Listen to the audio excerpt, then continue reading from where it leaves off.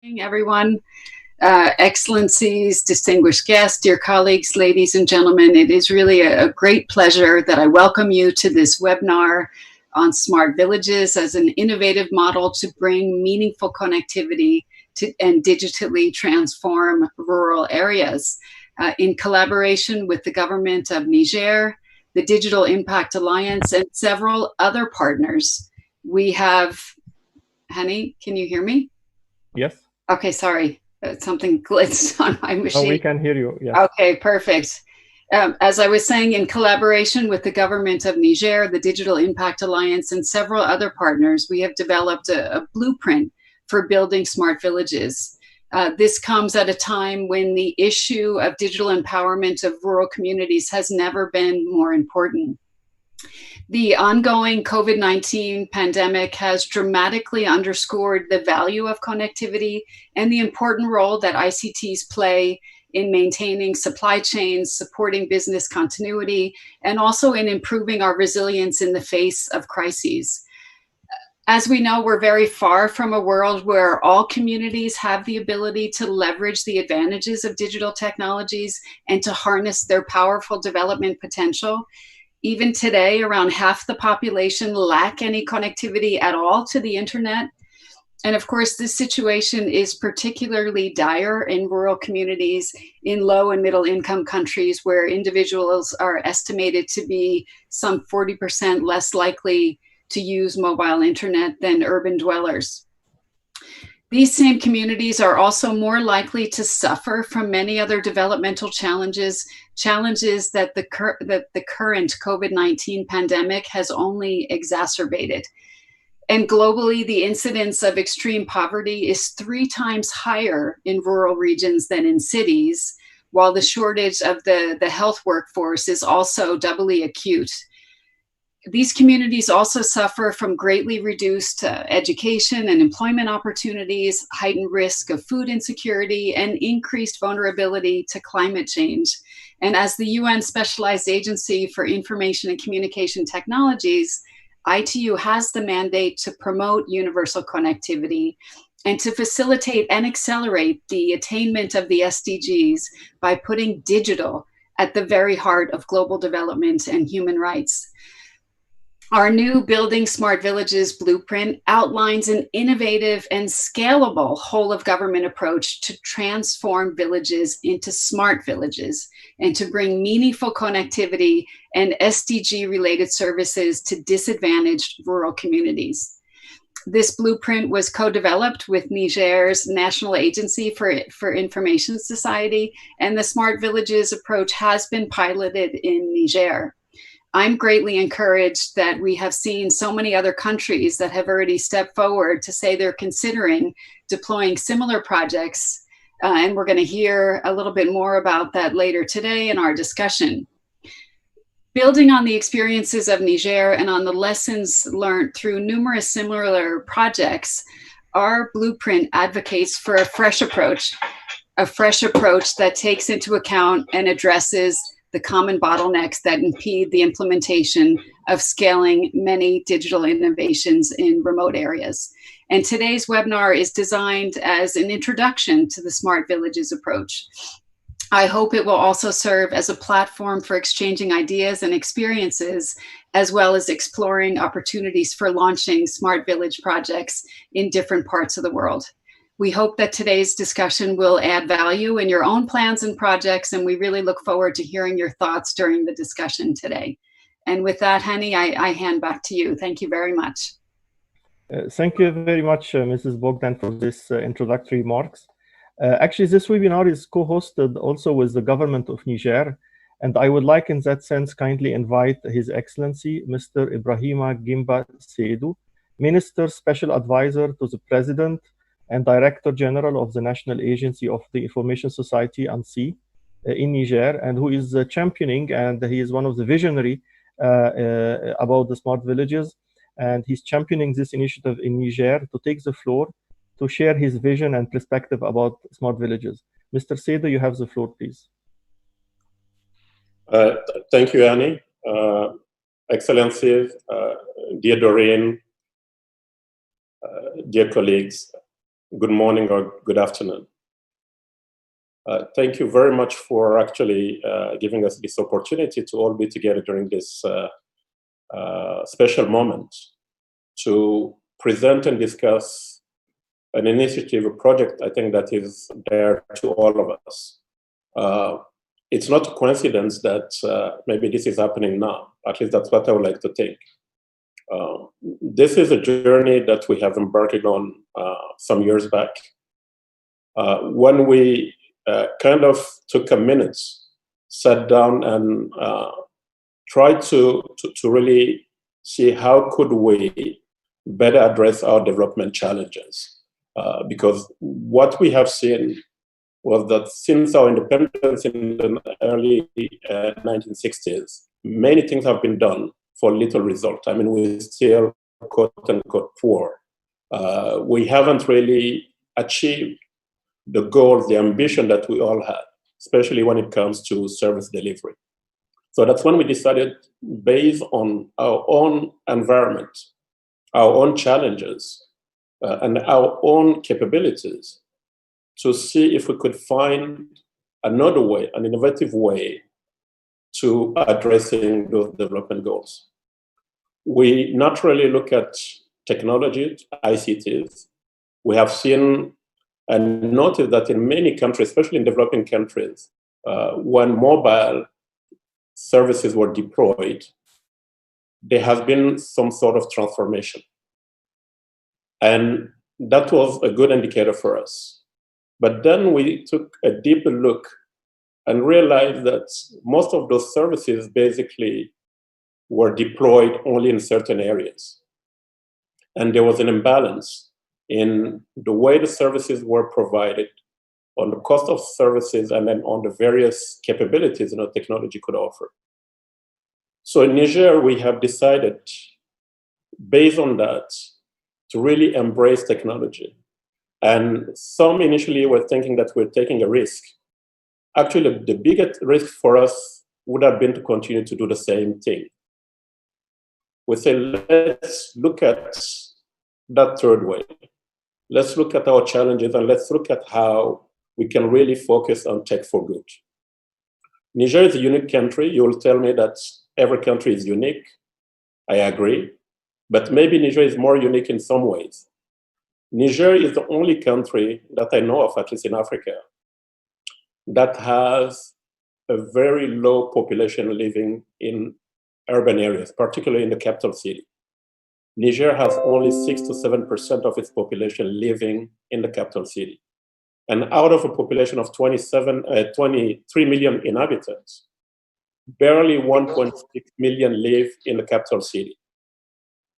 And there is no other city beside the capital city that has more than 1 million inhabitants.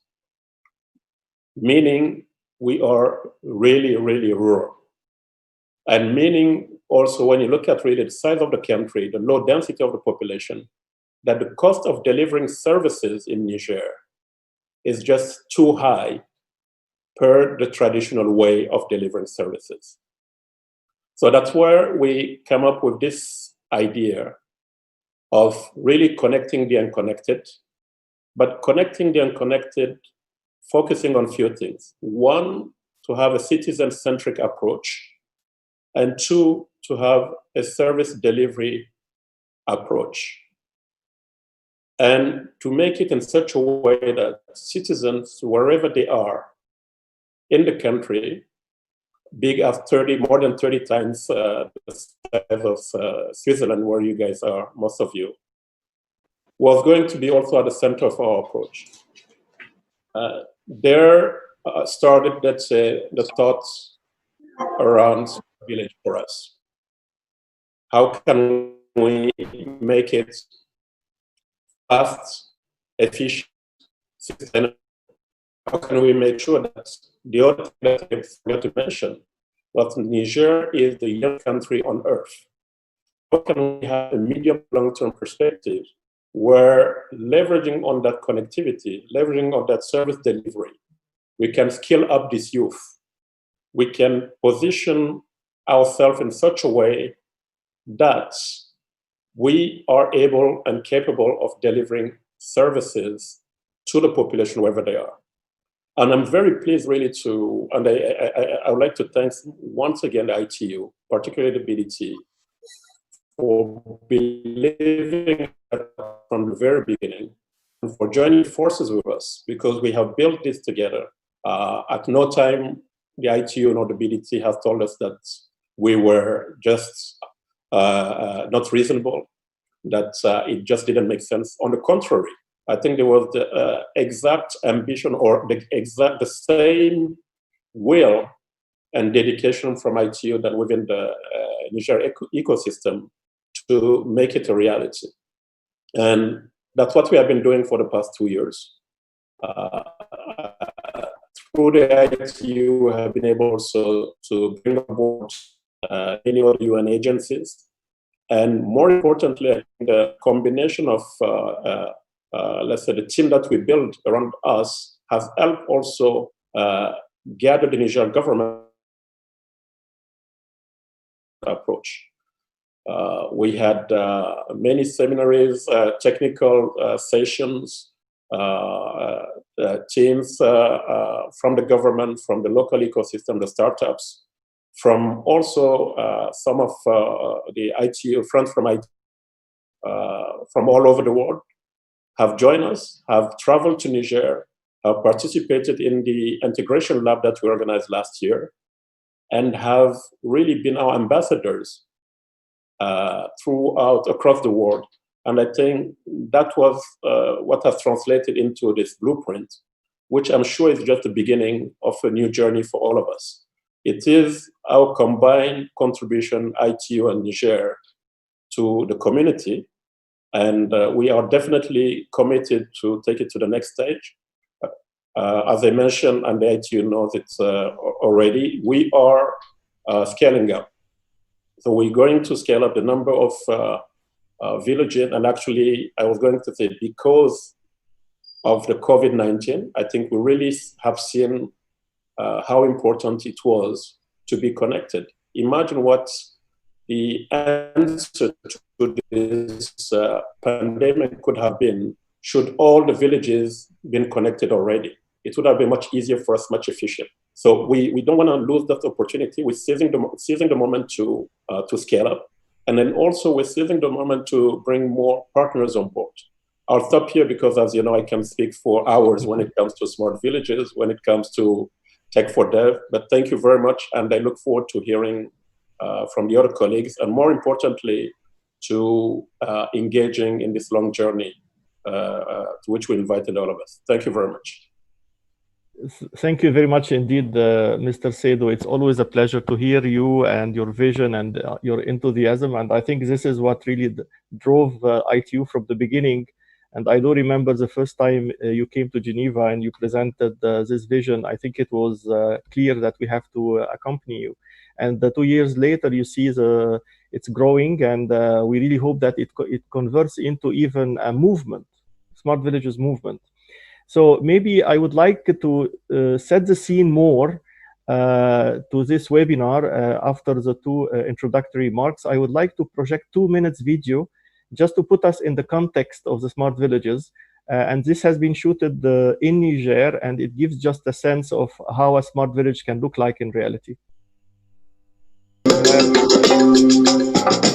The government of Niger, non-governmental organizations, and United Nations agencies have come together to connect villages in Niger, opening a new digital gateway to rural development. This ambitious vision envisages the creation of smart, connected villages across rural habitations. It embodies a holistic and cross-sectoral approach to employ digital technologies to achieve the Sustainable Development Goals, encompassing the needs of all segments of society and ensuring no one is left behind. Innovative apps mounted on tablets as plug-and-play solutions have been prepared for distribution in rural communities to introduce and support e-education, e-health, and e-agriculture. SMS alerts and voice messages are sent out to farmers to inform them about agricultural best practices, taking advantage of rising mobile cellular subscriptions. New tablets open up new horizons and potential with access to distance education. An innovative talking book, loaded with information, available at the tap of a finger, makes it an inclusive tool accessible to the community as a whole. In the use of telemedicine and e-health services is a game changer in community welfare in the rural districts. The Niger 2.0 Smart Village project has set out to significantly improve the lives of people in rural Niger, achieving clear milestones in meeting sustainable development goals, starting in little ways and reaching out for significant gains in health, nutrition, and education for the population as a whole.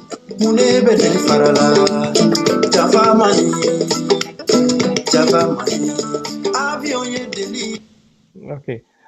Thank you very much. This is a short extract of a longer version, 10 minutes video. I just pasted in the chat actually the link on YouTube for this 10 minutes video for those who would like to see it in your relaxed time.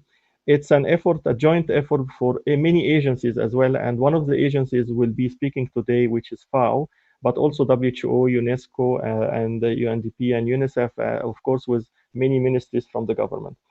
So maybe we can move now to our webinar. And really the objective of this webinar today is to introduce you to the Smart Villages concept as a comprehensive whole of government model and approach for rural digital transformation. May I ask Abu to please put the slides, please, for the agenda. We would like this webinar actually to be more experience sharing exercise, where we are going to hear from different regions, countries, and development partners about their experience and efforts in launching similar initiatives around the world. Next slide, please. I would like to highlight actually the blueprint that ITU, in collaboration with Niger, has just published a few days ago, actually, which also was developed in collaboration with DIAL, the Digital Impact Alliance, but with many other contributors, which also could be downloaded from the link that you see on the screen now. And the publication actually showcases and promotes a promising approach for bringing meaningful connectivity and initiating digital transformation to disadvantaged rural community in low and middle income countries. The blueprint, we try to make it a very practical guide to provide you with a step-by-step process, with also pointers to so many other external resources and solutions that exist already that could be leveraged to establish a model. It's not one model that fits all, but it's just a way of approaching it in a whole of government approach to really come up with a model that is locally led, integrated, and holistic, and really addresses a variety of SDGs at the same time through an integrated digital platform and an integrated approach. So I'm strongly recommending you and encourage you to download the guide and the blueprint to browse it, and let us know also if you have any comment. Next slide. So now I'm gonna move now to our discussion. And actually, we really wanted this to be like a discussion. So I'm going to ask our speakers some few questions. And we are really delighted today to have a really distinguished list of speakers. So I'm going to invite, first of all, His Excellency, Mr. Abdul Halim Iskandar, who is the Minister of Villages and Development of Disadvantaged Regions and Transmigration of Indonesia.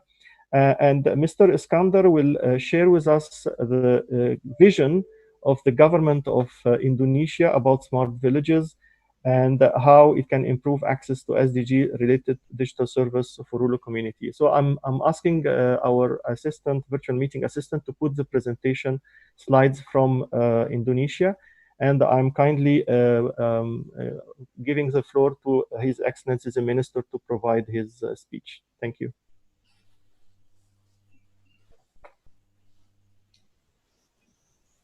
Assalamualaikum warahmatullahi wabarakatuh. Excellencies, distinguished panels and moderator, ladies and gentlemen, good afternoon everyone. I hope that you are all well. Thanks to the organizer for this opportunity. First of all, I would like to thank Dr. S. Ismail Shah and the ITU Region Office for Asia and Pacific for inviting me to speak today on smart villages in Indonesia. It is a true honor for me to be here and share our knowledge and policy regarding rural development. Friends and colleagues, our ministry is in charge of village and rural development, empowerment of rural communities, and also promoting development in disadvantaged regions and transmigrations area.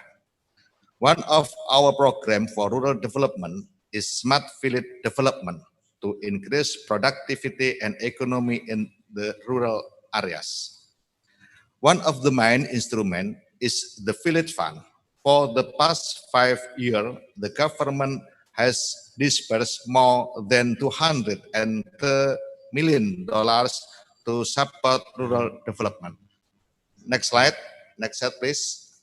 Slide 2. Okay, thank you. In 5-year implementation, Village Fund has helped in supporting the economic activities, such as more than 200,000 kilometers new roads, more than 65,000 units of irrigation, as well as improving the quality of life of the village communities, such as over 58,000 water wells and so on. Next slide, please. Slide 3.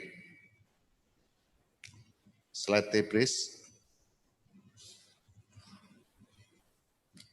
Okay. Next, slide 4. Excuse me, that's slide 4. Okay. If we look at the graph, during the 2015 to the 2019, the policy has helped decreasing the rural poverty rate and the rural Gini ratio, as well as keeping the economic inequality low. Next slide. We have 6 pillars in which we have some smart practices in our effort of achieving this.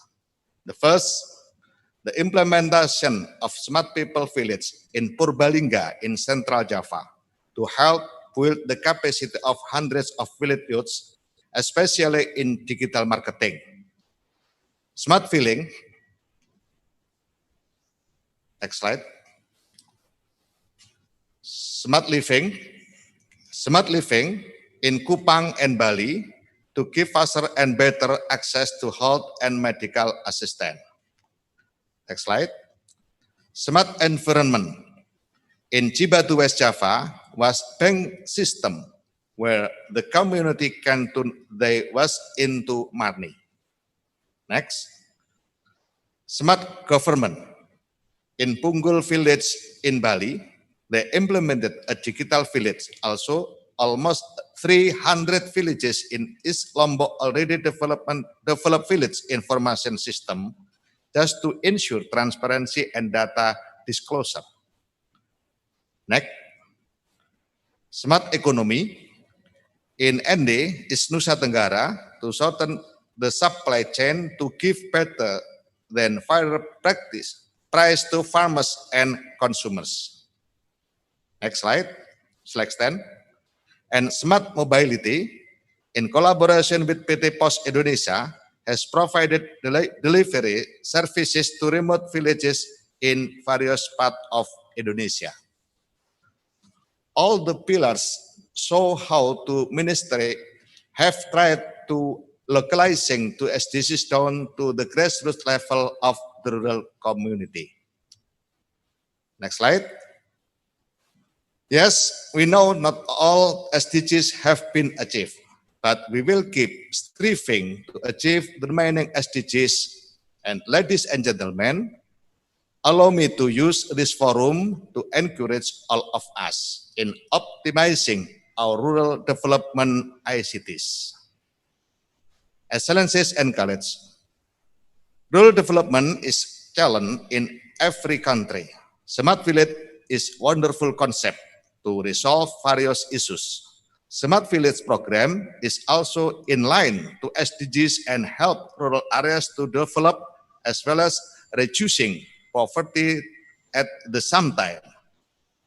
To end this presentation, allow me to leave you with a short video to show the smart village implementation in Indonesia rural areas. Thank you. Wassalamualaikum warahmatullahi wabarakatuh.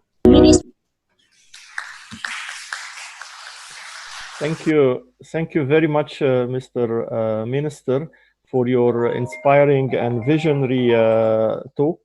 I would like now to put the video, 1 minute video from Smart Villages in Indonesia.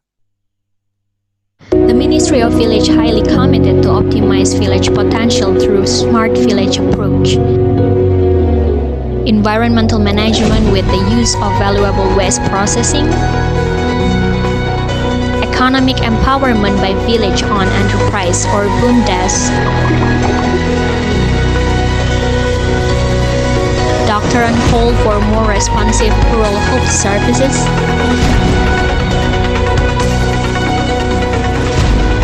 Internet access for the village communities.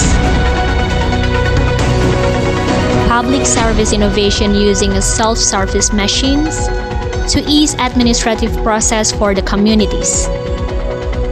Online marketing training for village communities, expanding job opportunities. Through the implementation on Smart SDGs Village for better Indonesia, for better world. Thank you very much for this very inspiring talk from the government of Indonesia. It's really very encouraging to see a country like Indonesia with the size of Indonesia to embrace smart villages and to use the funding from the villages fund to support the digital development for SDGs. That's definitely a very inspiring example. And actually now I would like to move to our next speaker, who will be complementing maybe the picture from Indonesia, Mr. Anang Latif, who is the President Director of Bhakti, Accessibility and Information Agency, Ministry of Communication and Information Technology of Indonesia. As we all know, this type of projects really depend on the whole of government approach and the collaboration between the different ministries and the government departments. So we would like to hear from Mr. Latif how the Ministry of Communication and Information Technology of Indonesia is contributing to this effort, and how your different ministries are working together under this whole of government approach to support rural digital transformation. So Mr. Latif, you have the floor, please. Thank you, Mr. Hani. Distinguished Excellencies Ministers, distinguished ladies and gentlemen, Assalamualaikum warahmatullahi wabarakatuh. Let me share about Indonesia first. Maybe some of you hopefully already knew about Indonesia. Indonesia has 270 population, 270 million population. We are consist of more than 75,000 of villages. Yeah. However, there are still 12 until 13,000 villages are not connecting yet to the internet. So this is our big homework, how to make them villages, yeah, or villages connected within 2 years. Because now in Corona pandemic, we have very big job, yeah, to complete all connecting all unconnected villages. Next, please, slide. Okay, this is my job to in 7 minutes. Next, please. Next, please. Okay, next.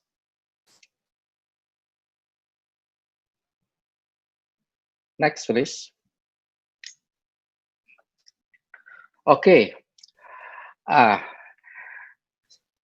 president, Mr. Jokowi, since the beginning of his period in 2014, has, we call it Nawacita. Nawacita is a vision of our president.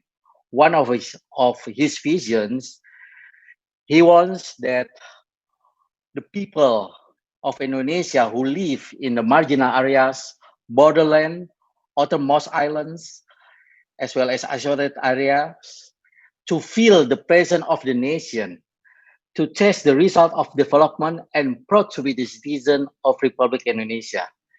That's why in our sector, telecommunication sector, as a universal service fund agency, we have to provide, at least in the beginning, infrastructure to connect all villages. However, 12,000 villages is a very big number with very challenging geography that we have to provide the services. Next, please.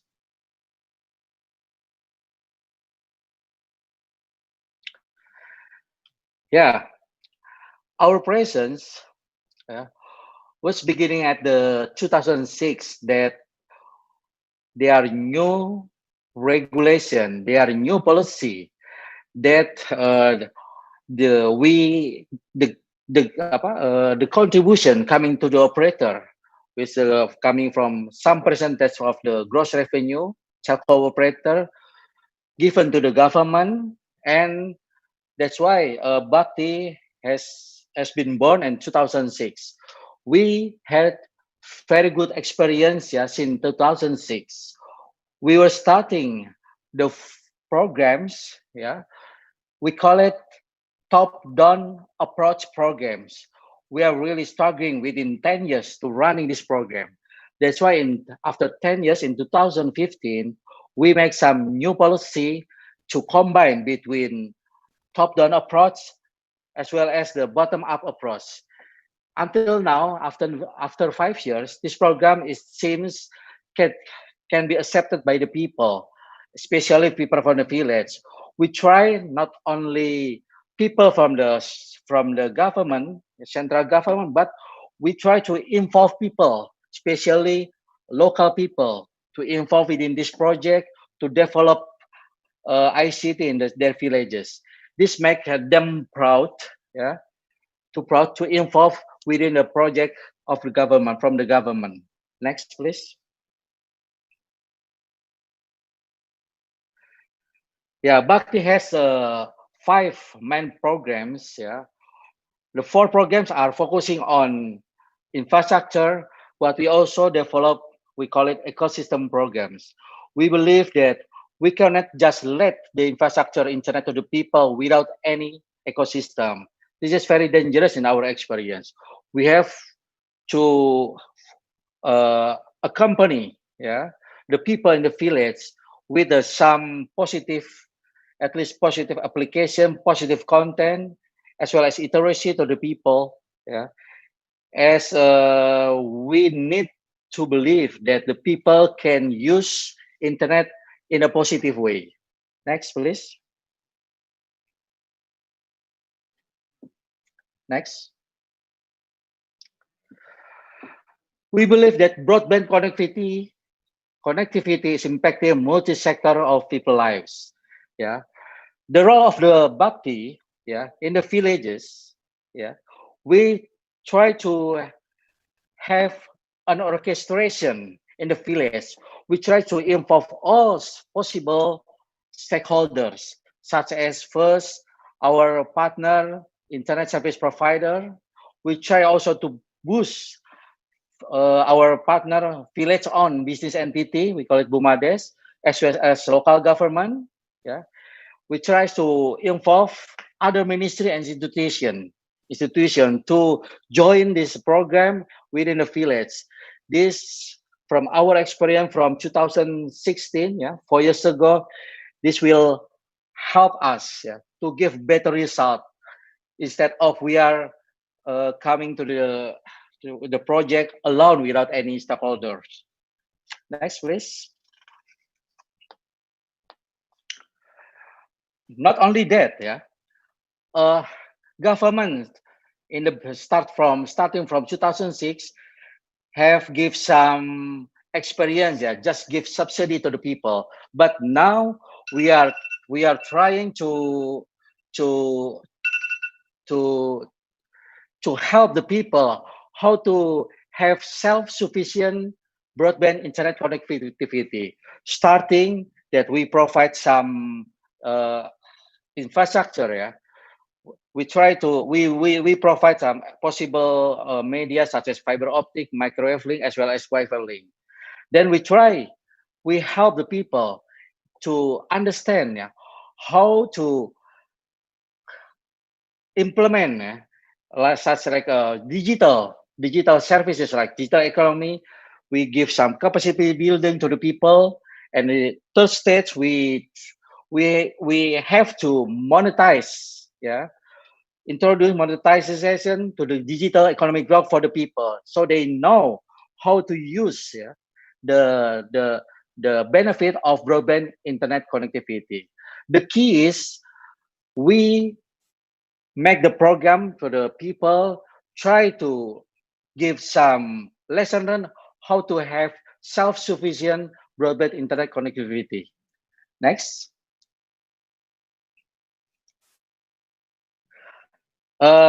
This is our case of Mandala Mekar village in West Java. Next, please.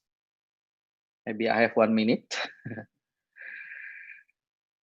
We have cooperations with so many stakeholders, from government, from private, from local people, local organization, as well as our local government. Next, please.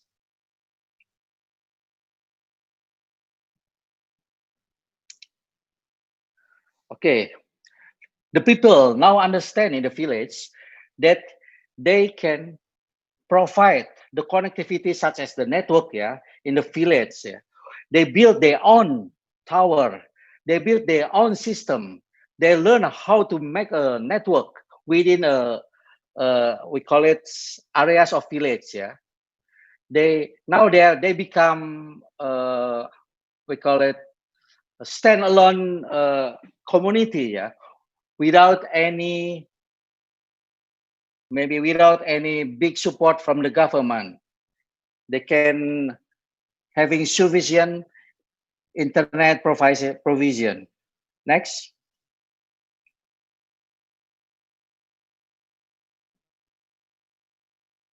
Not only that, they are understand about ICT. Now they are building a training center for capacity building. So the village can invite, yeah, neighborhood villages to learn ICT in their training center. Next.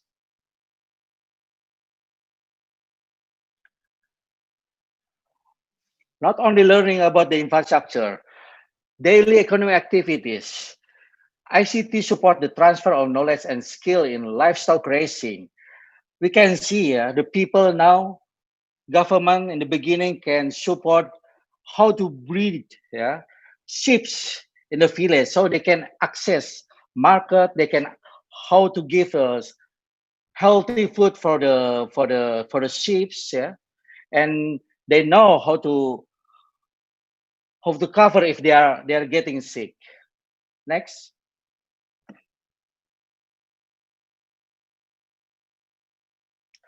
Not only that, other activities is wood and bamboo processing.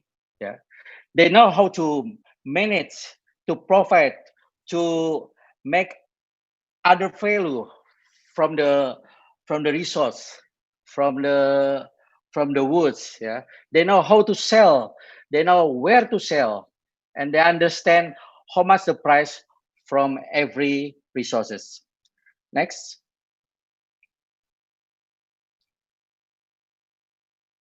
Lastly, they also try to understand how to having a multimedia business. Yeah, they make their own TV and they put the result of TV on YouTube, So everyone, not only Indonesian, maybe the world can see the product.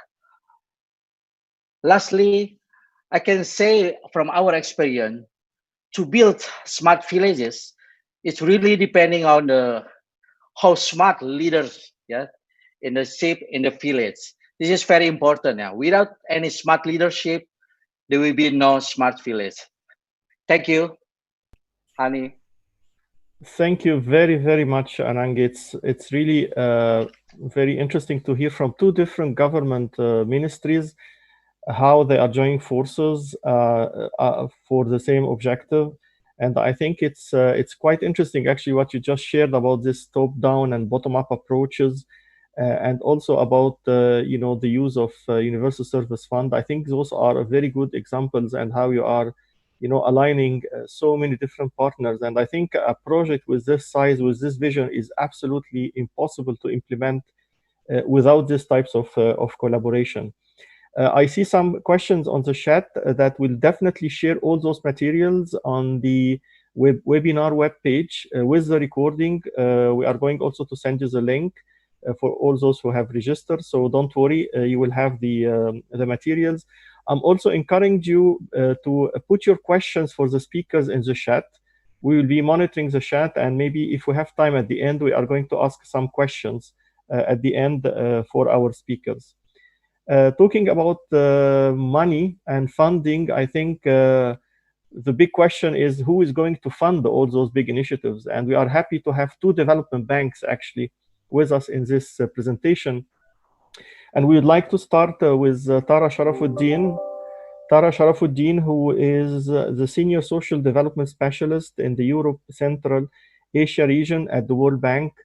Tara has been involved in a number of activities around smart villages, particularly a study that you are doing currently in the South Caucasus country. So Tara, we would like to hear from you, how a big bank like the World Bank is really perceiving those types of initiatives, and how do you plan to fund potentially those types of projects, etc. And even also, if you can maybe share with us a little bit of some of the aspects that about the studies that you are doing in South Caucasus country. Thank you, Tara. You have the floor.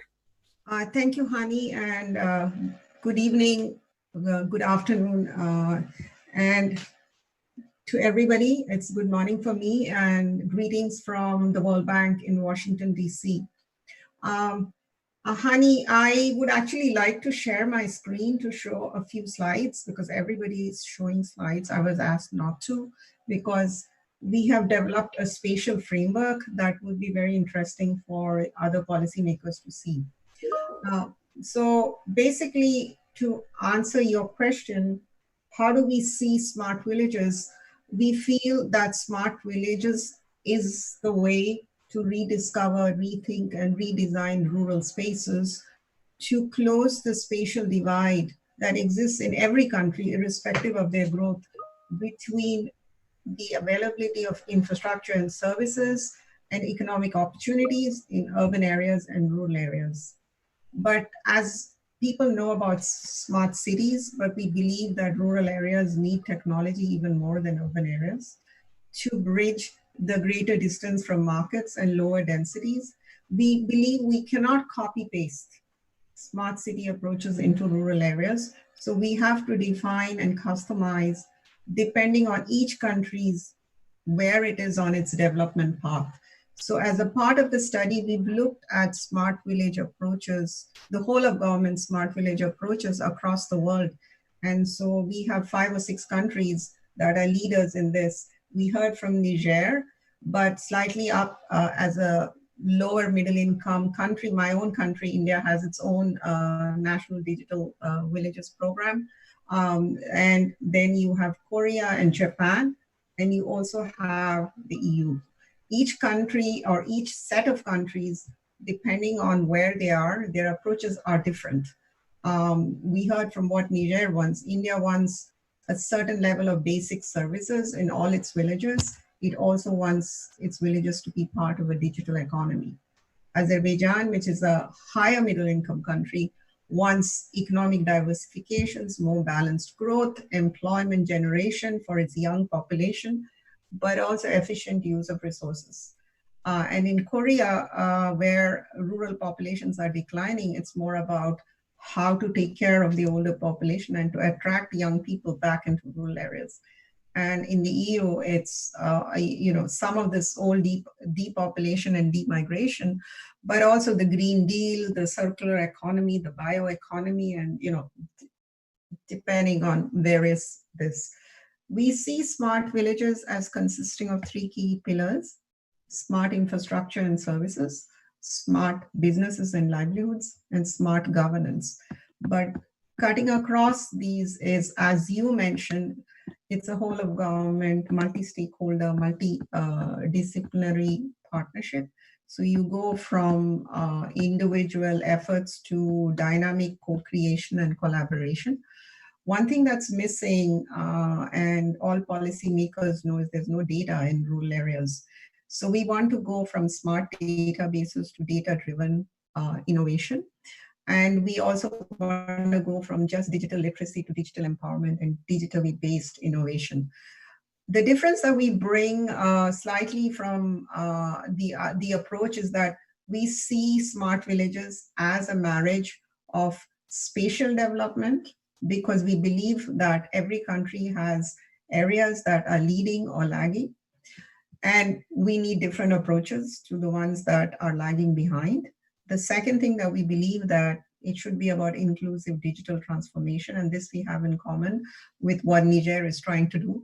But we also believe that the third leg is open, frugal, inclusive social innovation. Innovations that benefit the whole of society. So I think the power comes when you bring all these 3 concepts together. And this is what we've tried to do in the study, in the analysis that we are currently conducting in Azerbaijan, which we presented to the presidential administration and has been very well received. We have looked at big data and machine learning to identify 93 different variables across the country. We have created a smart village readiness index, and these are the slides that I would have liked to share. Hani, can I do this using share screen? Yeah, I asked our assistant to give you the control opportunity to show. Yeah, can you try now? Yeah, I will. Okay, let me just, where is this? Sorry, where is the share screen function? There is a, maybe it's not set. We have to set it before the webinar. So maybe you can send us the slides, and we will share it with the other materials maybe after the webinar. Okay, because normally on Zoom I can do it. I saw it earlier, it's not there right now. Yeah, no, I think it's not activated. So maybe you can go ahead and we will share it after the webinar. Host has disabled screen sharing. Okay, great. So what we did was that we looked at 93 different variables. We used data from the statistical commission of the country, but also open source databases from ITU, FAO, and our own databases at the World Bank. We created 5 conditions for a smart village readiness. One is the level of economic activity that's happening across space in the country. We are looking at economic potential of each area, its distance from markets, its concentration of SMEs, access to financial services, etc. We looked at the quality of infrastructure and services in the country across different districts and below districts, below even village level. And because I said it was a 100 meters by 100 meters analysis. And we also looked at human capital, the level of education, the level of access to health. And the last one is that we looked at local governance, the communities that have been mobilized through various interventions from the government and from multilateral agencies and other bilaterals. So creating this across the country, we mapped every area in 3 categories. The top categories are clusters where we can amplify growth. They already have high population density. They have a concentration of SMEs and financial agencies. And so we believe we can trigger growth easily. The second category was accelerate, where we need to do a little more effort. It has less human capital, so we need to accelerate growth. And the last category was activate, which are more remote, less densely populated areas with less employment and less businesses, which need a completely different approach. Our definition of smart villages is cluster based. So these are clusters of small towns and rural areas that build on existing assets and their economic potential to improve services, economic opportunities, and governance in an accountable fashion. For us, SMART stands for sustainable, multi-level, accountable rural transformation. So once we created this spatial framework, we identified what was the difference in going with not a district, but below a district. So when you take the way government plans, it's based on districts. Districts only give the average of that area, but we know that every district or region has areas that have more possibilities and others that are less possibility. So going below the rayon identified potential areas in every part of the country. It looked at the heterogeneity in the country across this. It created more opportunities.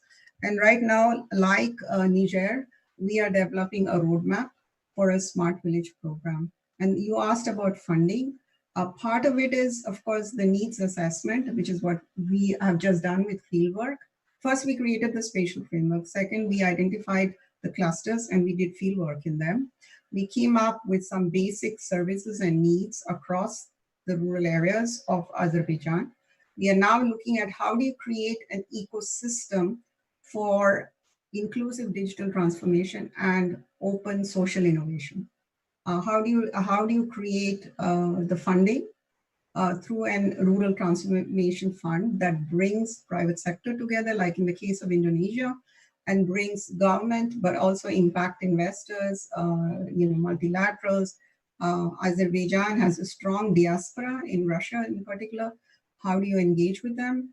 Because they do fund activities in rural areas, but how do you institutionalize this engagement? And then what is the institutional structure? What are the business models and financial models that will make this possible? How can we create an entrepreneurial and innovation-based culture in rural areas, making communities, local private sector and local governments a part of it? We are now defining a set of incubators and accelerators that will focus on two key areas, especially agriculture and tourism. And this can be a trigger for rural transformation. So we are talking about innovation diffusion and digital transformation for achieving the goals of the country. Thank you. Thank you very much, Tara, for this very comprehensive presentation. The studies that you are doing on smart villages in Uzbekistan, is it available already? Would it be publicly shareable?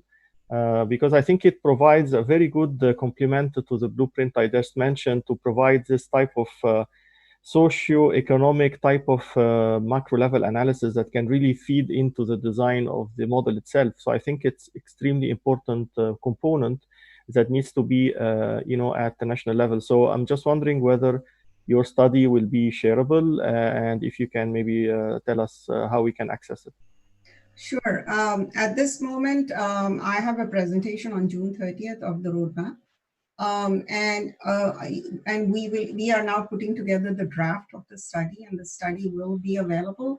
I think our approach is different because we first started with the analysis before we started planning smart villages. And every report from the World Bank is available on its website through open data. So we hope to have it out by September or earlier. But right now I can of course share the presentation. Okay, thank you very much. Indeed, we'll be very interested to share the presentation. Thank you very much, Tara.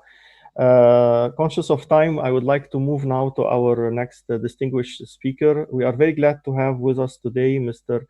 Massimo Torreiro, who is the Assistant Director General and the Chief Economist of the Food and Agriculture Organization, FAO, based in Rome. FAO is very instrumental in the fight against hunger, and we'll be very interested to hear from you, Mr. Torreiro, about FAO vision on how to bring digital services and connectivity to rural areas, and how this could, bring about the achievement of the SDG 2 about end of hunger. Thank you. The floor is yours. Thank you very much. I need to be able to share my screen. They just need to unblock it, please. We cannot do it now because the whole session is already set like that.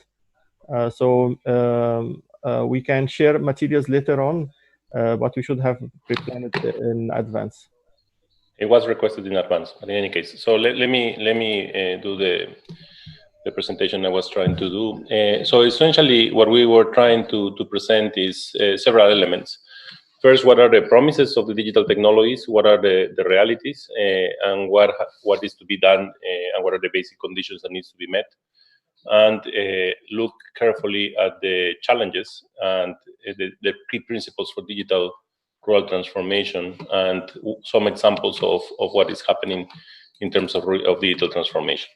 So first, the most important thing in terms of how we face these challenges of rural producers and food systems is that we have a significant pressure to produce more with less because of the population growth.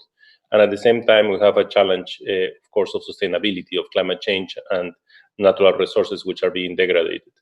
And this is all reinforced and even getting to a worse situation because of COVID-19, which not only is putting a pressure in terms of logistical operations, but it's also putting a huge pressure in terms of the number of people that will be moving into poverty, which we know can go between 83 to 180 million people moving into extreme poverty. So the insufficient access to basic services, health, education, finance in rural areas is essential, and that's something that we need to find a solution to be able to reduce rural poverty. At the same time, there is a lack of access to productive resources and rural services like extension, input markets, logistics, land, and water. And the crisis and the shocks that we also observe, not only because of COVID-19, but also, for example, in Africa right now, we have the locust crisis, which is also going to affect other regions of the world, is something that brings up the importance of this and trying to identify how challenges can be managed with opportunities and what we can do behind. Now, the whole concept on how we look at this type of technologies and how we look at the opportunities that we have is trying to first identify which are the major market failures that affect agriculture and how these type of technologies can resolve those market failures. So the first type of market failures that we have, and is the one that a lot of work has been done in this type of technologies, is information asymmetry. So basically trying to reduce asymmetry of information on prices, for example, by providing information to farmers on prices. And this has resulted in increases, for example, of 13 to 14% of farm gate prices, as an example in Peru, and decrease of price dispersion like in Niger. But still, there is a lot of work to do in that solution because farmers need real-time information on the specific markets and the commodity varieties that they are selling. And that requires a very technological design to be able to have and collect that information from the closest markets where they are selling. We did some exercises in certain countries in Latin America to assess that, but that's something still where the technology can help us to keep improving so that we can have that type of information. The second one is information asymmetry and high fixed cost of establishing bank branches. And this is linked to financial markets, of course. And today, with the crisis of COVID-19, liquidity constraints are huge. So it's a huge opportunity to be able to bring digital technologies in place. Africa has progressed with M-Pesa, for example, that increased market participation by 37%, and also has contributed to lifting 2% of Kenyans out of poverty. And also is gender bias in positive side towards female. So there are opportunities, and we need to find ways to interlink ideas like M-Pesa and other mobile money ideas, for example, as a way to bankarize the farmers into a system. And digital technologies are playing a significant role. The third market failure that we're looking is search and transaction costs, so access to food and markets technology. So digital platforms of e-commerce, which is something that today is being accelerated enormously as what we saw in China during the COVID-19. Soko in Africa, for example, reported 10 to 11% rise in revenues due to better information and improved bargaining. In the case of China, we saw that the e-commerce was able to help through the green baskets that they created close to the area of COVID-19, allow them to have access to food. And the fourth and last market failure that we're looking is search, tracking, and verification costs. And this is where blockchains, for example, play a significant role. because of applications that will allow us to have traceability, will allow us to have ledgers, will be very important for trade and for inter-regional trade, which is something that we're trying to pursue a lot today. Walmart reduced tracing time of prepackaged mangoes from 7 days to 2.2 seconds because of the use of blockchain technologies. So the level of opportunities to reduce those market failures is enormous, and that's what we are looking at, the digital promises and how we can convert this into reality. So, but there are complexities behind. So the 2030 Agenda recognizes ICTs as a catalyst for accelerating human progress and equality and sustainable development. But we need to have evidence-based information. We need to find ways to improve efficiency and inclusiveness in agricultural and rural services. This is central because we need to incorporate and be inclusive in the way we use these technologies.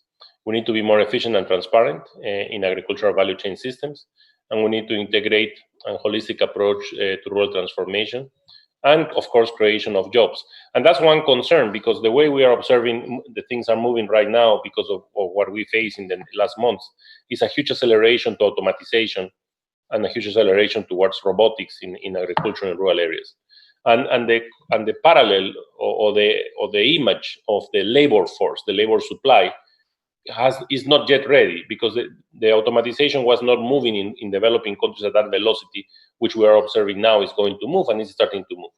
So there we need to create a match exercise so that the labor supply, the youth that is working and which is trying to move out of rural areas, also can be a labor supply that will have the skills that are needed for this automatization process that is moving at such a velocity. So the realities that we have is access to internet is 87% of developed countries, 47% in developing countries. There is a significant digital gender gap. The network coverage versus use, we have 93% of the world population lives within reach of mobile broadband, but only 53% uses internet. And it gets worse when we move to rural areas. Mobile phone subscriptions, 77% of global population and 5% annual growth rate, but it's the highest in Europe and least in Africa. So the poorer you are, the worse is the level of access. And there are several barriers to digital adoption. Lack of electricity, especially in rural areas. 50% of the world population without electricity. Literacy, this is central because it's the capability to be able to access to these technologies. And only 13% is incapable of basic reading and writing. And that creates a huge restriction. Lack of ICT skills as a key barrier. And then we have the typical of affordability and access cost to broadband access, which still is very expensive in developing countries. Then there is the issue of content, and that the content is relevant, as I was mentioning in the case of the price information, and the poor network coverage, which is also important. Now, if we look across the world and we look at the penetration of population not using internet, the major areas are in Africa, of course, in the Sahel, in sub-Saharan Africa. Few countries in the case of Latin America where the penetration of broadband is very limited, Bolivia and some of the Guyanas. And also there is in South Asia, we found still significant restriction to access to this type of technology. Now, where we are moving and where we think it needs to be done, we think it's a combination of both hard infrastructure and soft infrastructure. So it's not just the cables. That's when we are developing in FAO, as a result of the GFFA meeting in Germany, what we call the International Platform on Digital Food and Agriculture. And there was a lot of questions why we call it digital food and agriculture, and instead of digitalization of food and agriculture. And the reason why we call it digital food and agriculture, because it's a broader concept. It's a concept that not only includes the cables, which normally what you will expect from digitalization, and the machinery, the hardware, but also has to include the software. And the software is not only the knowledge, the human capital, but it's also the regulatory framework, which is really important to be in place to be able to achieve the inclusion, which is what we want in these activities. So on the software infrastructure, it has to be inclusive. We have to have human capital that has to be prepared, and that's a role for the governments to start to prepare human capital. We need to have the regulatory framework in place. We need to assure that there is standards and interoperability. And we need to be innovative and effective in terms of private-public partnerships. On the hard infrastructure, of course, we need a digital and physical infrastructure. And that is not only the cables of broadband, but if we want to do e-commerce, we have several elements that we need to have in place. It's the cables, of course, the access to broadband, the platform, But also we need a good system of transportation, because we need to transport the goods, the mail delivery system. That's what China had. That's what some countries have, and not all of our countries. So that combination and those complementarities of infrastructure are crucial in any of these digital villages that we want to implement. And of course, the internet coverage and the connectivity and the data to be able to move. So all this needs to be interrelated. So it's a hardware issue and a software issue together that we need to move together. Now, what this means is that we need to have complements behind any deployment to be able to achieve the benefits. And the complements are innovation, efficiency, and inclusion. That's what they will create. And these complements are the software part, the regulatory part in place that needs to go together with the hardware part of the infrastructure. Now, what are for us the key principles for digital rural transformation? First is capacity development at all levels, horizontally and vertically. Second is content, co-creation, customization, adaptation, and use of relevance to small-scale producers and local appropriation. And context matters. So one size won't fit all. Of course, there could be a core that you can replicate, but there has to be context into what we do. It has to be simple, and it has to be sustainable. And that's one of the major problems that we face with some of the delivery of programs, like, for example, the one laptop per child and so on, that not necessarily they were sustainable. So we need to find mechanisms to be sustainable. And it has to be into a system approach, because we need to identify all the stakeholder players, although we had one objective function to achieve, which is digitalize and try to bring the solutions. But there are other areas that will be part of this. So we need to have a holistic approach to be able to do this. FAO and ITU are working together in an e-agricultural strategy guide. And FAO e-agricultural platform is trying to promote the dialogue and digital agriculture across the world. And the idea of bringing together with ITU and all our partners, the International Digital Council for Food and Agriculture, is to help to forge consensus on norms and lower costs, boost efficiency, and contribute to narrowing the world's digital divides, focusing specifically in food and agriculture. So we are not overlapping, and we are not doing things that are already being done. We're just complementing with all the great players like ITU and other agencies which are working on this, all the IFIs, so that we can complement and trying to put more an emphasis, in our case, on food and agriculture working together. Now, some examples of community digitalization that we have been working is the SDG villages in China, which contributes to China Development Plan for Digital Agriculture and Rural Revitalization Strategies by facilitating the e-commerce development to increase rural income in 16 villages. And that is the first private sector funded project for FAO China. The second one is the Farm Service Center in Africa.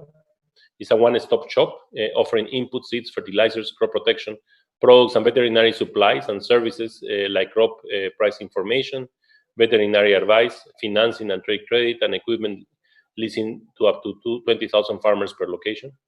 The third one is the Village Knowledge Center in India. It's a community-run center to support rural producers and facilitate farmers to farmer learning on agriculture, animal husbandry, health, education, and government schemes using audio and video conferencing, phoning, voice, and audio messages. And the last one, the last example is Think Tank Cacao in Ecuador, which is a WhatsApp group since 2018, 230 professionals, union leaders, producers, government officials, exporters, industrialists, and chocolate makers sharing information on the development of the cacao chain, looking at prices, technology, traceability, value addition, support of small producers, and also now the COVID-19 response. One of the things we're trying to do right now, for example, is trying to create a platform of warehouse receipt systems, but e-warehouse receipt systems, where we are designing optimal locations of warehouse systems in Africa, what we call the green corridor of storage facilities. But we are using e-technologies, digital technologies, to be able to link the warehouse receipts to the financial institutions, and also to optimize the way the biddings happen for the commodities that the farmers will leave in the warehouse. So typically, a farmer association will leave their commodity into the warehouse, but to be able for them to make a decision if they accept a bid, for example, a bid from WFP, from the commodity that is in the warehouse, all of the members of the farmer association have to agree. So it's not just the farmer leader. So what we are trying to do is trying to reuse ICT technologies to be able to bring all of them together in one spot through messages through cellular phones, so that they can immediately vote and be optimizing their decisions, which today they are not. Now, we are also part of the One UN reform, of course, which is repositioning the UN nations a stronger and better defined collective identity as effective partners to countries in the 2030 agenda.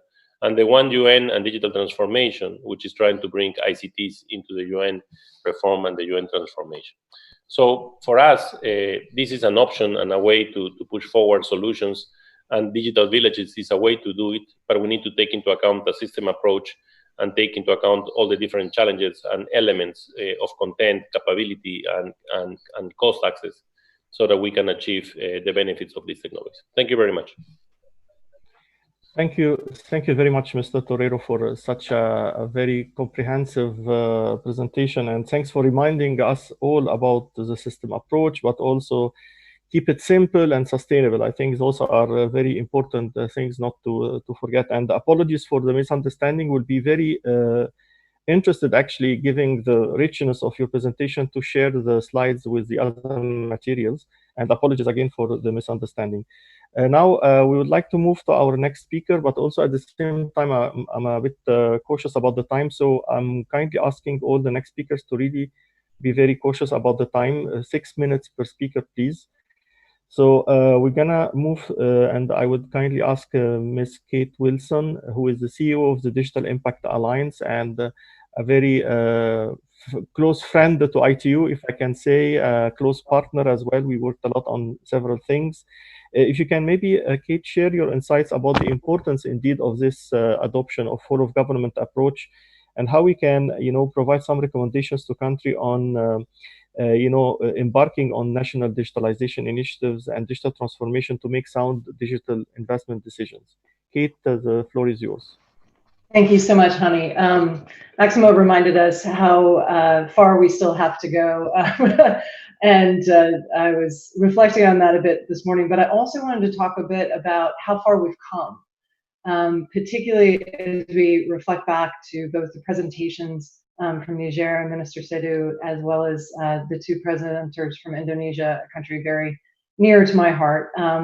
We do still have so far to go in terms of our digital transformation journey, but we are so much further ahead than where we were 2 years ago, or particularly 10 years ago. My name is Kate Wilson. As Hani introduced me, I'm the CEO of the Digital Impact Alliance. And I want to thank you all for this opportunity to join in the discussion today and really celebrate the launch of Building Smart Villages, a blueprint report, which discusses the successes from Niger and allowed us all to learn more from Indonesia about where they're intending to go. I mean, the reality is that every country in the world, not developing countries, not just Indonesia and Niger, every country is undertaking this digital transformation journey. And we all, quite frankly, don't know exactly how to do it. We all have something to learn and something to teach. And this is a critical lesson that I think we all need to consider as we think about how a whole of government approach, and really in a holistic way of looking at the systems of connecting our villages, our countries, our citizens to achieve the SDGs. I wanted to offer some thoughts on some practical steps that we've seen from some of our research and work with you all that countries are making on their digital transformation journey. I also particularly just want to pause and thank, in particular, the leadership of Minister Seydou, who really took this leap with us all, Doreen, you, and Hani, you as well, on really championing this concept and building out a framework where we all together began to look at how could we make it simpler and break down some of the context, as some of the speakers were talking about, and some of the individual components that are going to be required for countries to consider as they begin their own individual digital transformation journeys. As I was looking at the report this morning and listening to the discussion, I was thinking a lot about that African proverb, if you want to go fast, go alone. If you want to go far, go together. At DIAL, we've seen really that there's 3 sort of critical steps that we believe are pretty essential to digital transformation and us all working together. First, as has been demonstrated this morning by our speakers, country leaders really need to drive this digital transformation process. This isn't something that can ever be inserted from the outside or should be driven from the outside. It has to come from, as our speakers have eloquently outlined, a goal that you have for your citizens and your countries to drive your digital economy. Second, that the government is looking at this as a holistic view. We've talked about how to connect the economy, the environment, health, education, we don't deal with things any longer in sectors. Each of these is connected because as people, we are all concerned about how we educate our children, how we work with one another. And if nothing of the last 100 days has not taught us, we are far more dependent on digital technology than we have ever been. Third, and certainly not least, is that global agencies, investors, Sarah highlighted and Doreen spoke about, we all need to be working together to support these efforts, connecting them together, not just the technology from a connectivity or pure access point of how do we connect to the villages, but as our last speakers even have talked about, how do we connect the individual building blocks that are required to take place, digital IDs, payment systems, messaging systems, as Niger sort of highlighted. How you bring together those building blocks is so, so important. We believe that if these three things can happen, we all can achieve the SDGs and tackle the many challenges, as Massimo sort of alluded to, both in terms of both COVID-19 as well as the locusts, that Mother Nature has been throwing at us with increasing rapidity over the last decade. It is a bit dizzying, and the one thing that has proven our resilience really has been the ability for digital technology to really help us tackle it and approach them, but also do that together. On political will, we've seen a few things that we think are particularly important. And I was thinking about Mr. Saidu, I don't know if you remember, just under 2 years ago, you, Doreen, Hani, and I were sitting together at the UN as we were preparing to launch the global framework and call to action that really would outline these digital building blocks that are required for a government approach. So as I said, I think we've come pretty far when I'm watching an amazing video and sort of seeing the progress that has been made on that. And we've also been heartened at the way other countries have started to pick up and really become interested in this whole of government approach, particularly in particular as donor agencies as well as other organizations have begun to focus both on digital transformation and a focus on digital economy. We're seeing Ethiopia, Kenya, India, and more considering the frameworks. And at that launch event, Minister Saidu, you really showed the way for political leadership and political will in what a committed leader working with a very talented local team could do to drive forward digital transformation. Your Smart Villages Blueprint really fills a gap, I think, in knowledge that the entire community needs. And I was excited to hear how Indonesia is learning from your experiences. As we all know, our rural communities are the places where our citizens are most vulnerable and have the least access to electricity, to power, definitely to connectivity, and definitely to smart services. And unless we can address them, we're all going to struggle to achieve digital transformation. I think your example of showing how smart villages can truly be connected is pretty critical. And I look forward to sharing that more broadly with many countries who are on the same path. On practical steps to digital transformation, in addition to digital connectivity, as I mentioned, we see that digital ID, digital financial services, and real focus on data protection and how we're using data responsibly is actually going to be critically important. And the last, but certainly not least, as I know that we are over time, but I would like to focus on the role of digital cooperation. As UN Secretary Hochschild, Undersecretary Hochschild said last week at the launch of the high-level roadmap, digital cooperation is absolutely essential. Our time is short to achieve the SDGs. We have a lot of competing initiatives and a lot of work still left to do, and resources are scarce. If we cannot work together fundamentally to support countries' visions for where they're trying to go, both in terms of connecting villages, but as well as completing their digital transformation journeys, we are not going to be able to achieve the SDGs by 2030.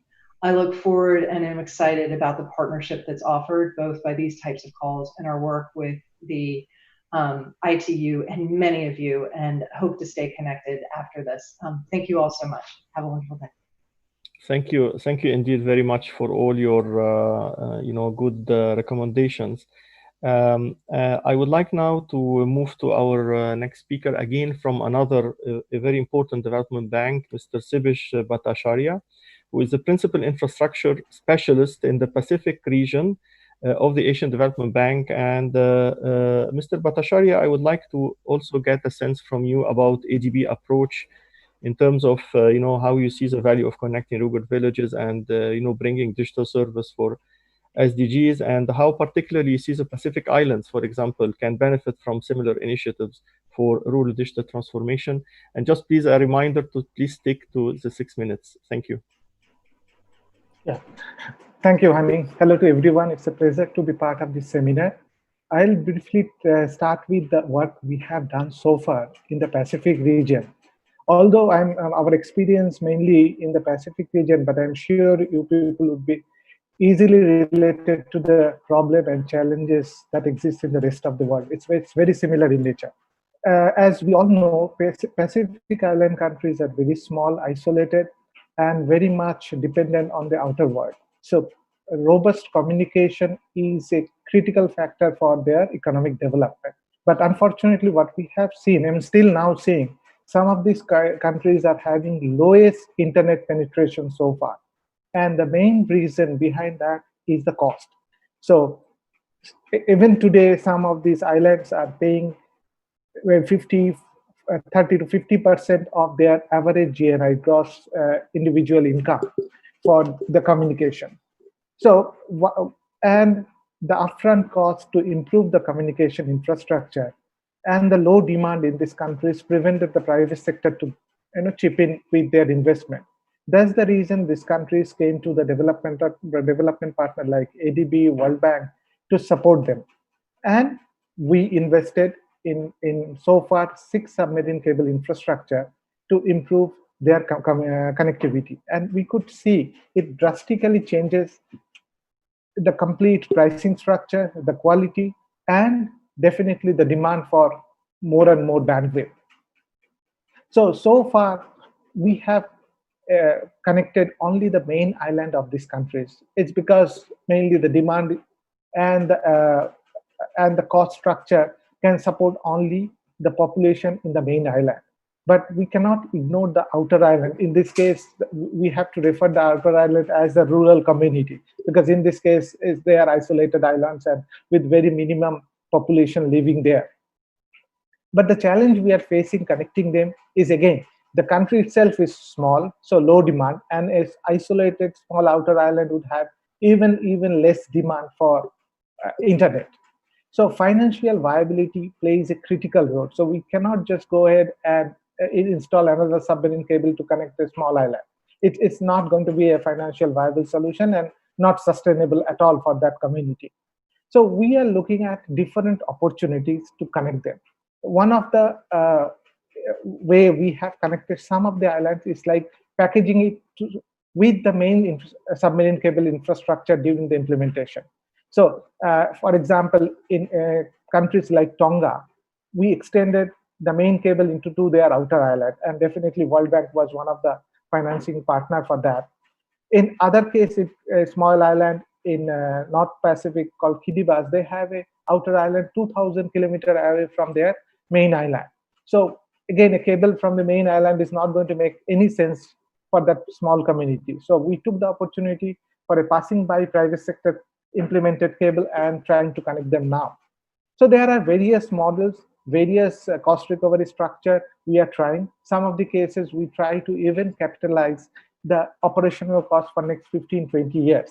So it makes easy for those small community to sustain that infrastructure. But again, there is no single solution fits all situation. So we are looking at each of the situation individually and trying to figure out what is the best way to connect them. And luckily, there are new technologies also coming up slowly, which can provide sustainable and financially viable solution to this small community. For example, a satellite technology is promising better connectivity at lower capital cost and operational cost. Just for your information, ADB private sector arm already invested in that particular company, looking at the opportunity to provide better solution for this rural community, not only in Pacific, but other part of Asia. So we are looking at various ways to connect them. In the meantime, also we are supporting the government to look at their ICT policy, information and communication policy at the national level. Most of them are having some kind of universal access policy, but it's not really implemented the way it should be. And given that they have very limited service provider in the country, so it is becoming a burden for them to connect to the outer island because they cannot make any money, and that becomes their low priority in their business operation. So we are also trying to see how we can help the government to improve their policy so that these outer islands get some kind of priority in terms of connectivity. Now, this connectivity is not going to help unless we leverage it in terms of social service delivery. And this is where now our next focus is. Coming up with application implementation with the government to leverage this better and affordable connectivity. In the past, we have some isolated intervention in terms of e-education application, e-health application, setting up business registry for the local businessman to easily get license and all those things. But this is the opportunity now we are leveraging to come up with a kind of comprehensive structural approach through our e-government intervention. So e-government is really a broad term. So it includes infrastructure, hardware part, then it comes with the policy reform, then it comes with the application side. And eventually it would offer some kind of citizen-facing website where everything would be accessed in one place by the citizen. But it's a still long way to go. We are doing it in a phased manner. We have just initiated some of the assessment in countries like Palau, Cook Island to try to understand, try to gauge where they are right now in terms of the maturity, e-government maturity. And eventually we will be looking into some pilot implementation and eventually the rollout implementation nationwide. And also we are looking at the regional approach because these are small countries, so they cannot do everything individually. So if they can put together a regional approach and come up with some application, that definitely help. At the end, I would mention this smart village concept would be very much applicable in Pacific context. So in that case, we would be calling it more or less smart island. And it would be kind of supplementing the e-government initiative. So unless all these services are available to the rural population, it doesn't make any sense.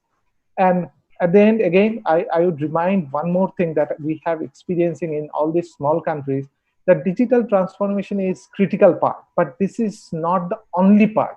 We cannot forget the other complementary processes, capacity that, or even infrastructure required to make a particular, social service effective.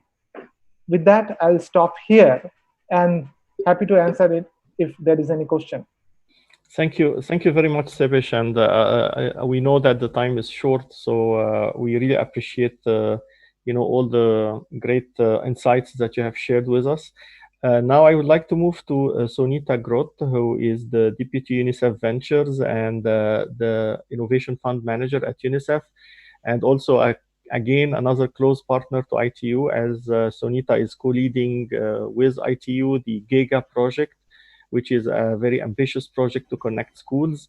So Sonita, I know that you have to leave in a few minutes actually because you have another call. So I appreciate 5 minutes from your time to just share with us a little bit of insights about how UNICEF is perceiving connectivity of schools as a gateway for rural development, and how potentially you can see, the connectivity of schools, the smart villages, all those concepts can create some synergy between them.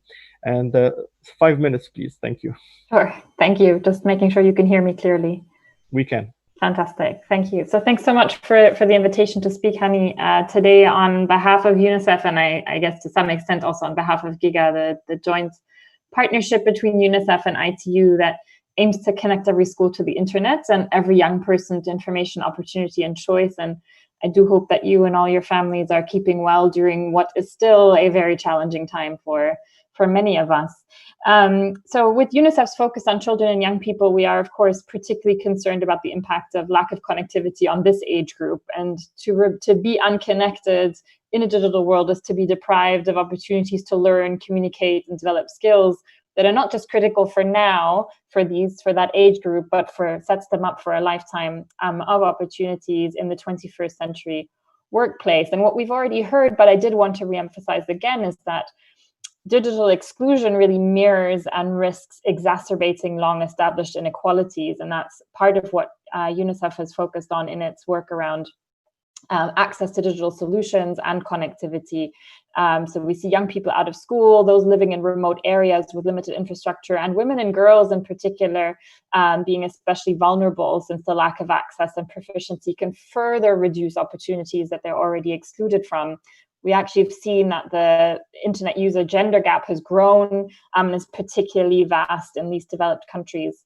Also wanted to draw attention to the fact that a lot of the opportunities that the internet provides in terms of businesses, entrepreneurship, women and girls are often excluded from, as we see that, for instance, most venture capital financing at the moment goes to male-founded businesses, and only 10% of that funding even reaches small businesses founded by women. On the flip side, we, of course, also know that young people in particular are vulnerable and at risk as they increase access to digital solutions. And ITU and other partners have been working together with us on developing policies, guidelines, guidance, regulation, and specific tools that can help protect children as they access more digital services online. So some of the consideration that really shapes UNICEF's approach, at least to digital access and building digital skills among children and young people. Now, GIGA in particularly focuses on providing services and tools to increase the efficiency and accountability of the provision of affordable internet. So the vision of GIGA here is to act as a matchmaker between funding opportunities and connectivity projects for schools in disconnected areas, and ultimately their communities around them. We're looking at developing models that provide critical information necessary for GIGA to structure multi-stakeholder projects. So identifying levers, the specific bottlenecks and specific challenges that we can address in each country, and that where we need to bring the right actors around the table. So some of the services that GIGA is looking to offer, for instance, is to provide real-time monitoring and a contract assessment tool to all countries. We already heard from the World Bank the power of using tools like machine learning to assess needs, to analyze the needs of specific areas. And very similarly, we've developed a tool that aims to do that I'll speak about a little bit more in a second, to support school connectivity and connectivity of communities around schools.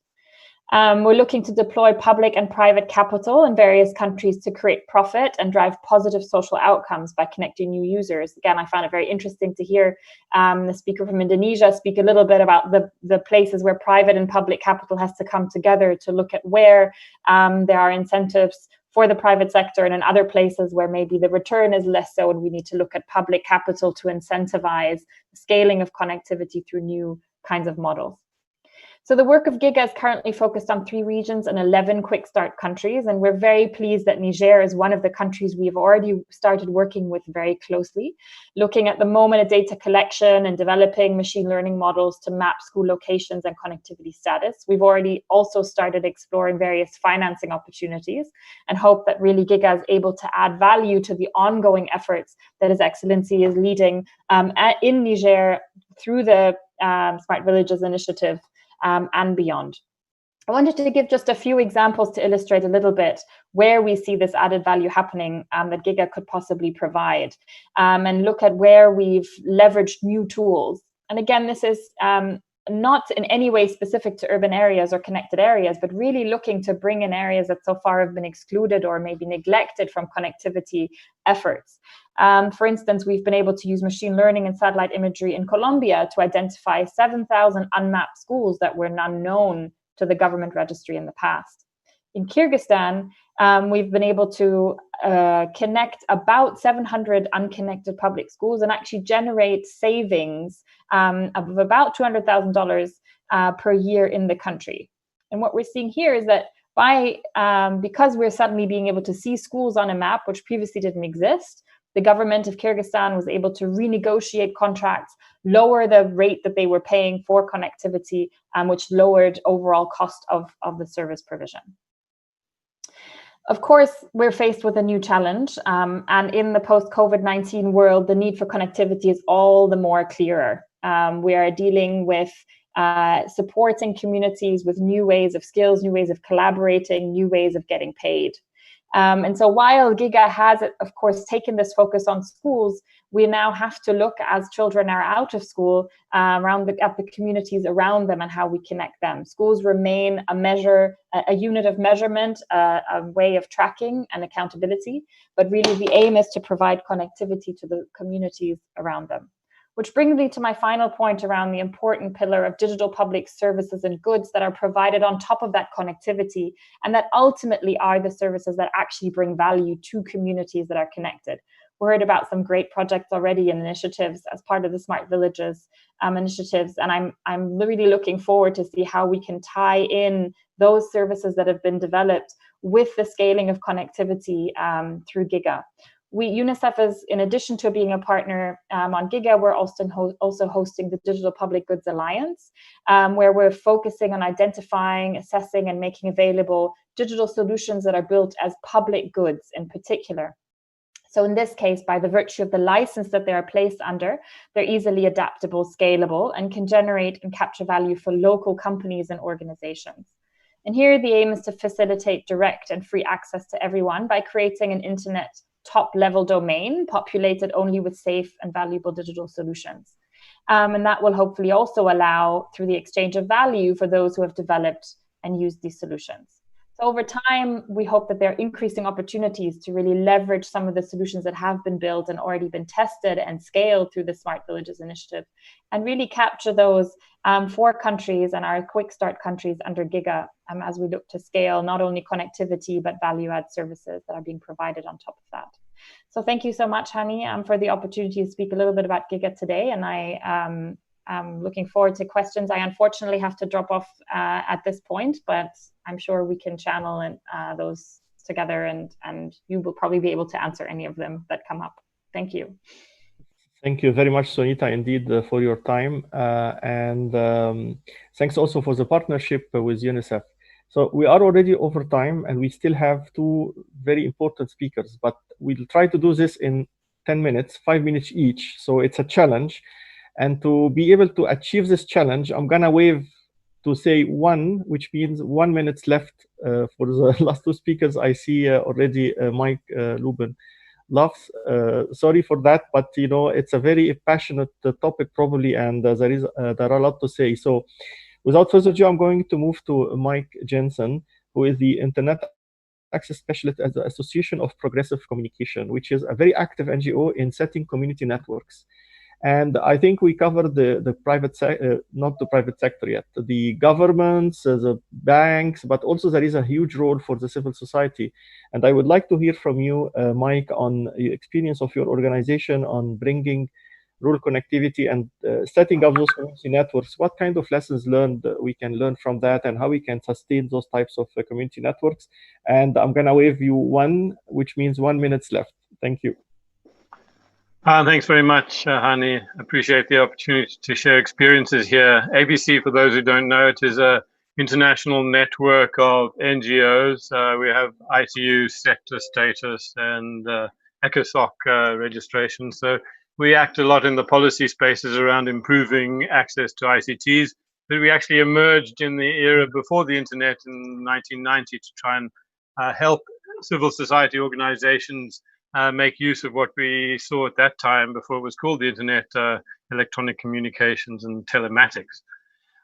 So interestingly enough, a couple of years ago, we realized that a number of our members were getting back into building their own infrastructure. You know, the commercial internet began around mid-90s, and everyone kind of assumed that the big commercial operators were going to be able to provide connectivity even into the deep rural areas. And I think it's become apparent that many areas have remained unconnected 30 years after that big drive. So we were very interested in this development, and I was lucky enough to lead a research team which went into deep field studies in about 15 different locations across Latin America, Asia, and Africa, to look at how these networks were functioning and why they were there. And there were many rich conclusions drawn from the study that we did. But I think in terms of the time available here and what the key conclusions are for the smart village topic, I think the one is that a lot of people were really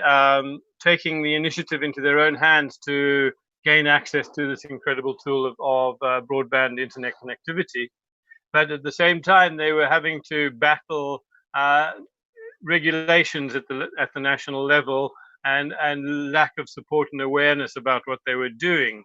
So I think at the one hand, we can see that there is a lot of interest and local initiative in the small and isolated rural areas for gaining connectivity, but that they were having a lot of difficulty doing that, and that there would actually be many more examples than the few that we found a few years ago if the government environment was more conducive. So what do we mean by that? And I think this is particularly relevant for this whole of government approach, which I think is a very exciting way of looking at this issue from our perspective, because these incredible tools are all available, but we feel that they can't really be used to their full benefit unless the cost of connectivity is low and the connectivity is reliable and of sufficient quality.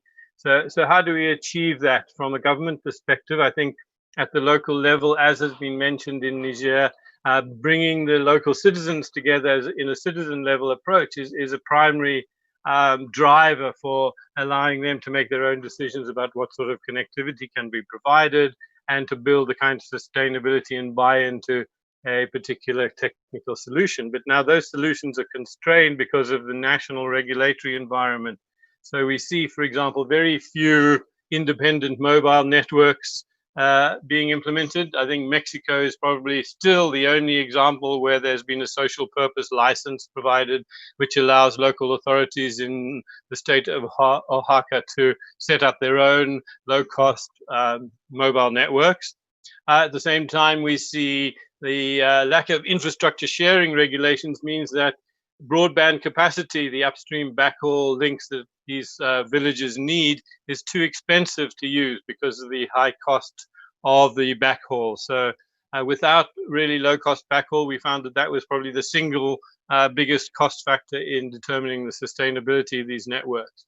And then, of course, the regulatory burdens in terms of license fees is another issue, access to rights of way, and in particular, licensed spectrum and even unlicensed spectrum in some cases has a high cost attached to it. And these are very difficult issues for remote rural communications networks to deal with in terms of having to get to the capital city to negotiate with providers and national regulators.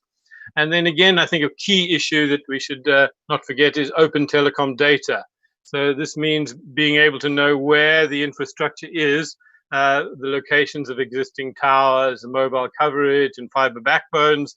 Because without that information, you know, the national policymakers don't know, have the evidence to know where there are gaps, and also the local networks that want to start don't know where they can go to get that connectivity. So I think for us, the key factor there that I'd like to leave you with is a conducive regulatory environment, and a conducive policy environment is a starting point to establish these smart village networks. Thank you. Thank you very much. Thank you very much, Mike, for all your insights, really based on your field experience and kind of a reality check of all what we've been saying. Now, last but not least at all, is I would like to invite Mr. Mike Lubin, who is the Vice President Corporate Development at Viasat.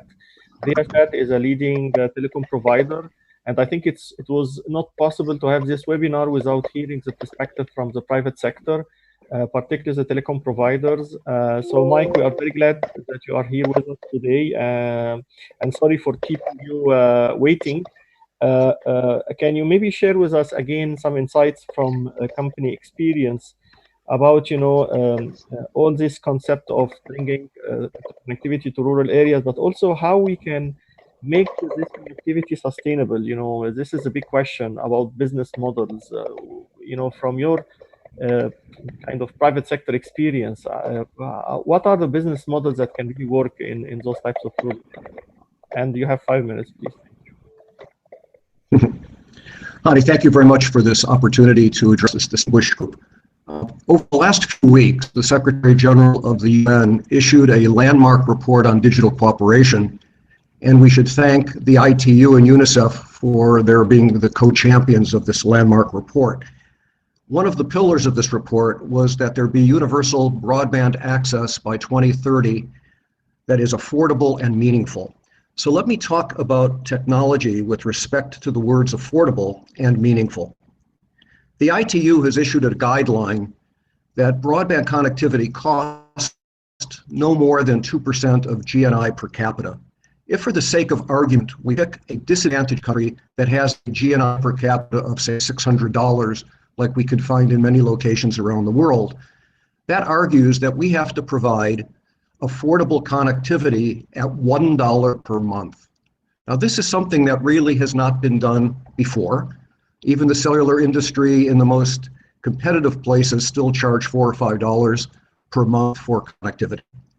But in fact, over the last 2 years, our company, as an experiment, using satellite and Wi-Fi, has put online 2,800 communities in Mexico with populations between 150 and 1,000. And we are charging somewhere between 50 cents per month and $1 per month. And I'm very happy to say that in the majority of those villages, this is sustainable financially for us without any government support or any other support.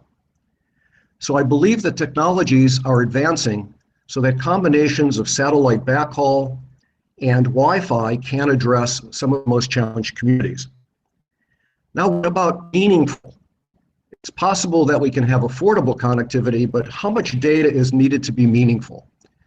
In developed countries, people are using 250 to 500 gigabytes per month, much of that, of course, for entertainment. But is 500 megabytes per month transformational for people, for healthcare, for education, for e-agriculture, for e-government?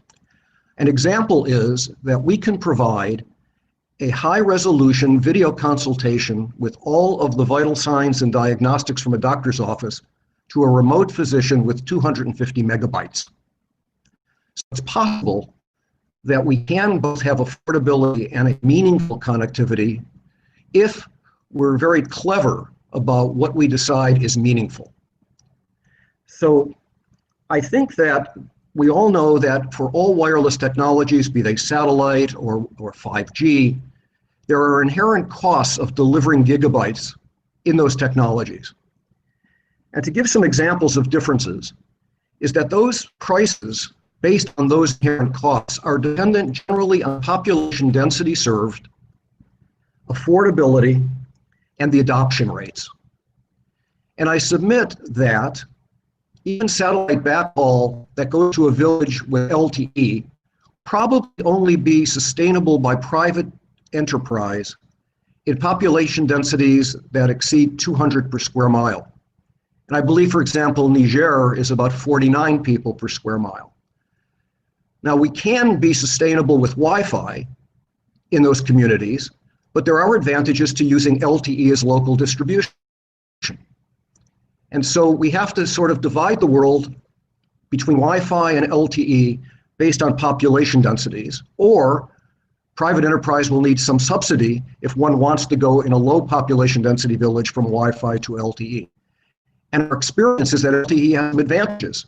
It has further range, penetrates into residences, which is easier for doing homework, and it solves a couple of obstacles we've encountered that are both cultural and societal, including some gender issues.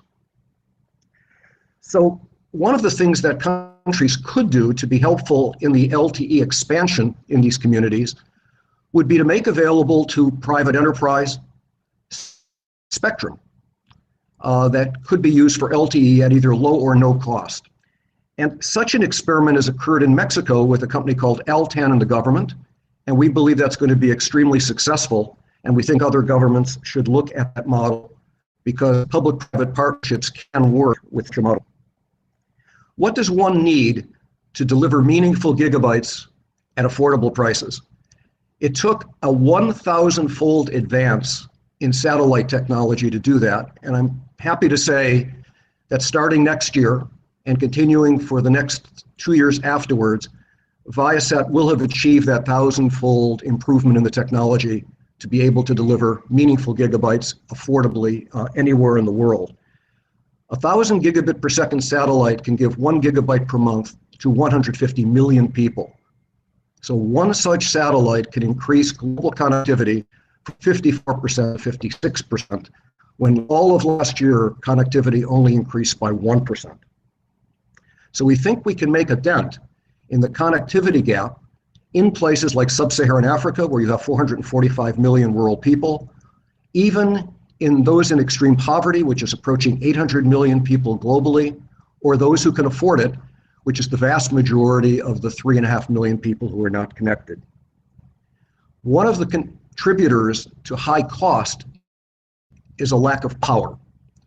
And I think it was an ITU report on smart villages that said that 77% of the rural communities in sub-Saharan Africa lack reliable electricity.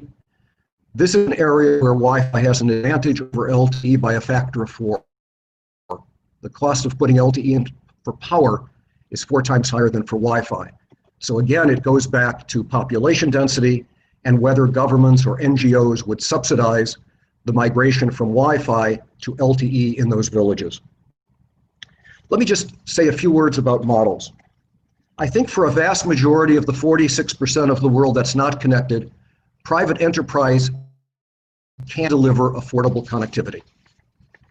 One model we have talked about is a freemium model, which is that if governments would like to subsidize these private enterprise affordable connectivities for very specific, urgent, and critical needs, healthcare, education, e-government, emergency communications, e-agriculture, let them buy so many gigabytes and make those free. And if individuals want to use the internet above and beyond that, they can pay private enterprise. So the freemium model has merit. Another is a public-private partnership, as we formed in Brazil with Telebrás, which is a government agency. There, Brazil launched its own satellite. We put in the ground network. We help them operate it. They provide low-cost connectivity to schools, clinics, and refugee camps. We've put 15,000 sites online in Brazil in the last year. And then we provide community Wi-Fi and community LTE. My last comment, I understand I'm over time. There are still 700 to 800 million people living in extreme poverty. This is an area where I think we really need global cooperation to figure out how we're going to do that, because those people cannot afford the kind of connectivity we're discussing. And this may be the equivalent of the need for a world food program, sort of a world connectivity organization that uses best practices and digital cooperation to actually address the most challenged and vulnerable people on the globe. Thank you very much. Thank you indeed very much, Mr. Lubin. And I just want to maybe ask you, you said $1 per month for what exactly? Because this seems to me like a kind of a news. So can you just repeat maybe this information, $1 per month for what exactly? Yes, this is for provision on a time basis over a month period for high-speed connectivity for 20 megabits per second to a smartphone. Okay. And you said that this should be enough for a small community of, I don't know, you mentioned a couple of hundreds of people? This $1 was per person per month. Per person per month. In the community, yes. Okay. Okay.